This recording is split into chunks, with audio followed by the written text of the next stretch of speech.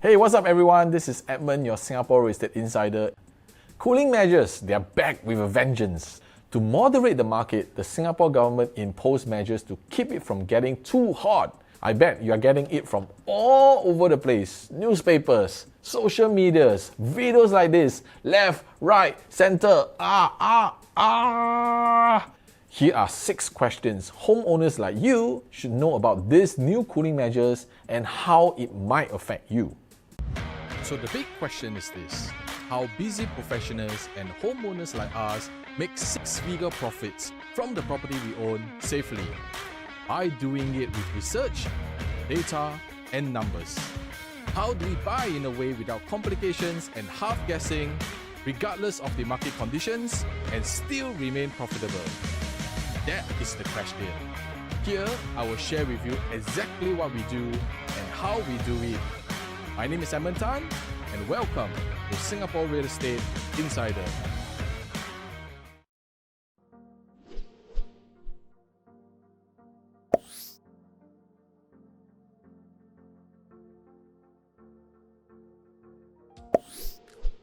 Number 4.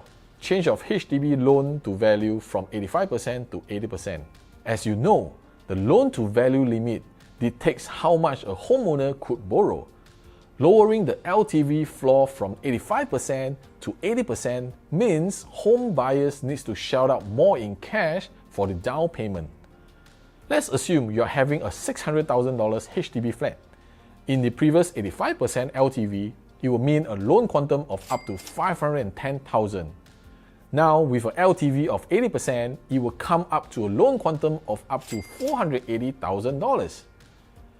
This is by far what I believe to be the biggest impact for HDB buyers, as every cent counts in a purchase. As far as we understand on the ground, it is already not easy for young couples in their late 20s or early 30s to acquire their first property. Not so much their inability to loan, but always the down payment. With this change, buyers need to fork out additional 5% more, which can mean 2 things.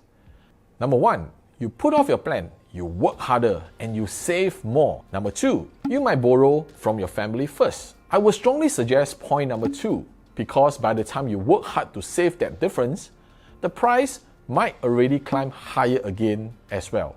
Number 5, how does the 15-month wait-up period for private residential property homeowners and ex-private property homeowners to buy a non-subsidized HDB flat impact me if I am below 55 years old?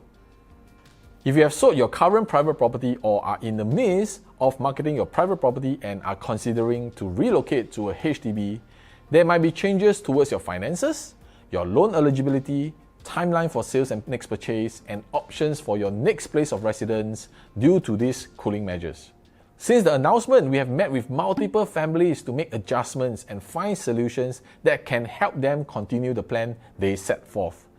It will be good to reach out to us and discuss this to reassess and plan for what are the next steps forward for you and your family. Glad you are following through so far. And this last answer is the most important, because many are hugely affected by the numbers shown before, and I am sure you will be concerned too of your eligibility, right? But what if there is a way that changes nothing for you, even with these newly announced measures, that you no need to worry about the limitations of your purchasing ability? Watch on as I review them to you. Number 6, how am I affected by the stress test medium-term interest rate for private property? For those taking a bank loan, the TDSR remains at 55%. However, the stress test interest rate used to calculate loan affordability for private residential will be raised by 0.5% to a total of 4%. Many are not aware that since the 2013 cooling measures, there is this component already built into our TDSR calculation. This additional 0.5% will not be too much of an impact, to be honest. Let's look at this scenario. A 35-year-old individual with a monthly income of $10,000 has a MAS of 3.5%. His overall purchase ability reduces as the MAS rate climbs up. From 1.63 million, it goes down to 1.53 million, and that is $100,000 different. As for a 40-year-old making $20,000 monthly income, her ability reduces from 2.92 million to 2.77 million, a striking more than $200,000 difference. Today, if you do not have the extra 100,000 or 200,000 to bridge this difference, then because of the overall affordability, you might need to reduce your overall purchase price, or you could settle for a smaller size to fit these new guidelines. Otherwise, you can consider changing your location to accommodate these new measures.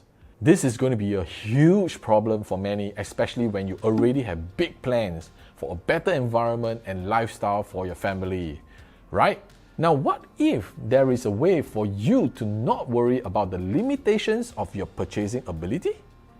A sales strategy that instead of needing 100,000 or 200,000 difference, you could bridge the difference with just half of those amount. Will you think that will make a huge difference? I want to share with you how to do this step by step through our exclusive video guide. It's safe and 100% legal. No gimmicks, just pure strategy. It's called the Financial Insider Strategy, and it's all here for you. Comment below the word strategy and we will reach out to you on how to claim this very important video guide where you can potentially ignore cooling measures totally while others are worrying about it. But a disclaimer, this strategy might not work for everyone, therefore it's still good to do your assessment with us first before we can guide you on the right solutions. But there are ways to do this safely. At Singapore Real Estate Insider, we know most will be worried and concerned whenever a round of cooling measures are announced. But not you, because you follow Singapore Real Estate Insider and you know you're in safe hands.